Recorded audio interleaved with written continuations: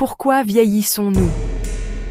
Cette question, qui a occupé les esprits tout au long de l'histoire humaine, a résonné sur les lèvres de tous, des alchimistes cherchant l'élixir d'immortalité aux rois souhaitant conserver leur jeunesse. Mais la vraie question est celle-ci. Le vieillissement n'est-il qu'un processus biologique inévitable, ou bien un puzzle qui attend d'être résolu? Pourquoi nos cellules ne peuvent-elles plus remplir leurs fonctions après un certain temps? Pourquoi les télomères raccourcissent-ils à chaque division? Pourquoi notre ADN se détériore-t-il avec le temps? Et surtout, la science peut-elle vraiment intervenir dans ce processus? Comment le temps nous fait-il vieillir? Le corps humain regorge de mécanismes biologiques fonctionnant dans un ordre bien plus complexe qu'il n'y paraît. Durant notre jeunesse, nos cellules se divisent à un rythme régulier, renouvelant nos tissus. Pourtant, cet ordre vacille à un certain stade. Les cellules rencontrent une limite. Cette frontière signale que leur durée de vie touche silencieusement à sa fin. La première étape du vieillissement commence ici. Alors, comment fonctionnent vraiment les mécanismes responsables du vieillissement cellulaire? Les scientifiques étudient cette question depuis des années.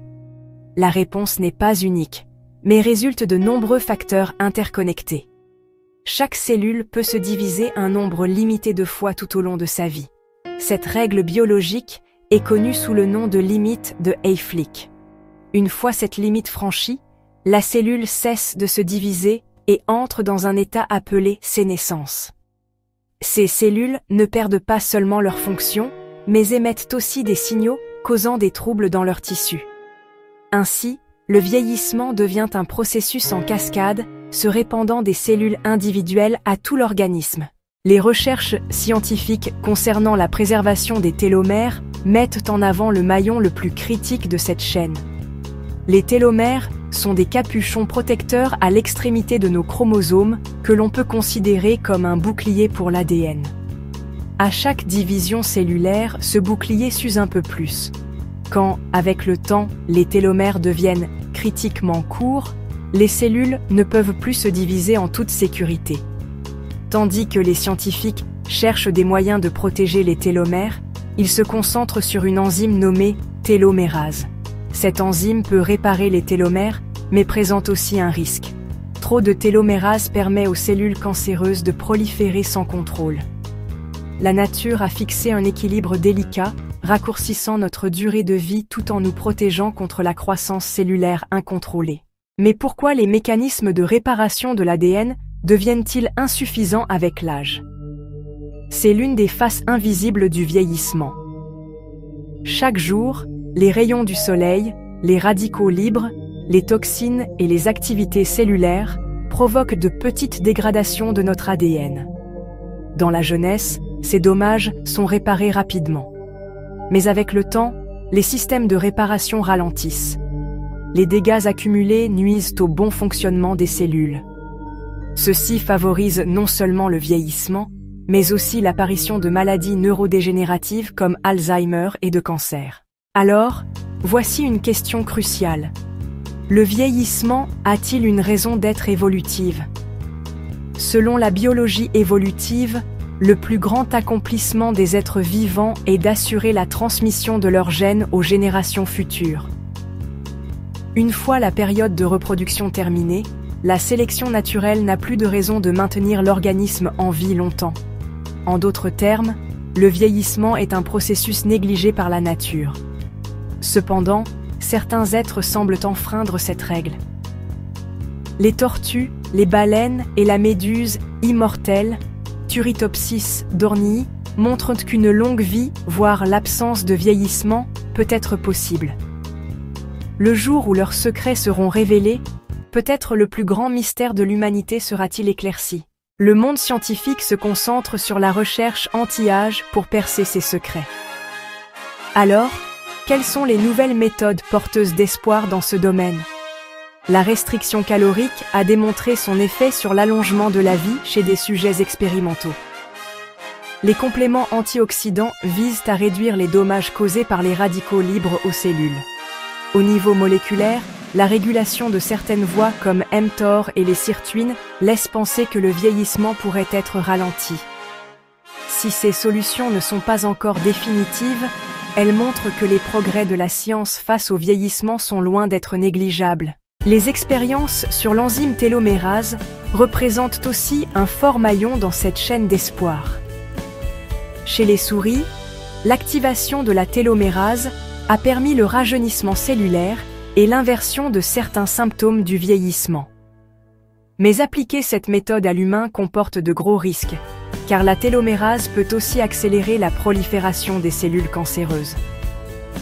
C'est pourquoi les scientifiques cherchent à utiliser la télomérase de manière limitée et contrôlée. Alors, l'ingénierie génétique peut-elle ralentir le vieillissement ? Des technologies comme CRISPR rendent possible la modification de certains gènes de l'ADN. Les études montrent que modifier les gènes associés à la longévité, comme les sirtuines ou FOXO, pourrait allonger la vie. Bien que nous n'en soyons qu'au commencement, il sera peut-être possible à l'avenir de ralentir l'horloge biologique par intervention génétique. Ce serait un monde où la longévité dépendrait non seulement de processus naturels, mais aussi d'interventions scientifiques. Il existe une solution encore plus immédiate pour atténuer les effets du vieillissement que la génétique. Les organes artificiels et les thérapies à base de cellules souches. En vieillissant, nos organes s'usent et perdent leur capacité de renouvellement. Les cellules souches sont de puissantes candidates pour compenser cette perte. Elles ont le potentiel de réparer les tissus endommagés, de produire de nouvelles cellules et de rajeunir les organes. Un secteur prometteur est aussi la production d'organes via des bio-imprimantes 3D. À l'avenir, les besoins des patients en transplantation pourraient être comblés par des organes artificiels issus de leurs propres cellules. Même si ces progrès ne peuvent pas stopper le vieillissement, ils peuvent fortement en atténuer les effets. Mais n'oubliez pas, certains des outils les plus puissants pour ralentir le vieillissement sont déjà à portée de main. Un sommeil régulier. L'exercice et une alimentation équilibrée influencent directement l'âge biologique de nos cellules. Un sommeil adéquat est essentiel à la réparation de l'ADN. L'exercice régulier réduit l'inflammation et est associé à des télomères plus longs. L'alimentation est l'un des principaux facteurs externes qui déterminent le vieillissement. Les aliments riches en antioxydants, l'attention portée à la balance calorique et l'évitement de la surconsommation peuvent nous faire reculer notre âge biologique de plusieurs années. En conclusion, le vieillissement est une trajectoire inévitable, pour l'instant. Mais, à la lumière de la science, la direction et la vitesse de cette trajectoire peuvent changer. Chaque découverte, des limites cellulaires au secret des télomères, à la réparation de l'ADN ou aux thérapies à base de cellules souches, nous fait avancer d'un pas supplémentaire. Peut-être qu'un jour, nous ne pourrons pas totalement arrêter le vieillissement, mais nous le redéfinirons. Car même si l'humanité ne peut vaincre le temps, elle ne cessera jamais de chercher comment effacer ses traces. Le vieillissement est peut-être notre destin, mais rester jeune est un choix. Pour continuer à découvrir les secrets du vieillissement grâce à la science, n'oubliez pas de vous abonner à ma chaîne, de liker la vidéo et de partager votre avis en commentaire. Pensez-vous qu'arrêter de vieillir soit possible? Discutons-en. Abonnez-vous, likez.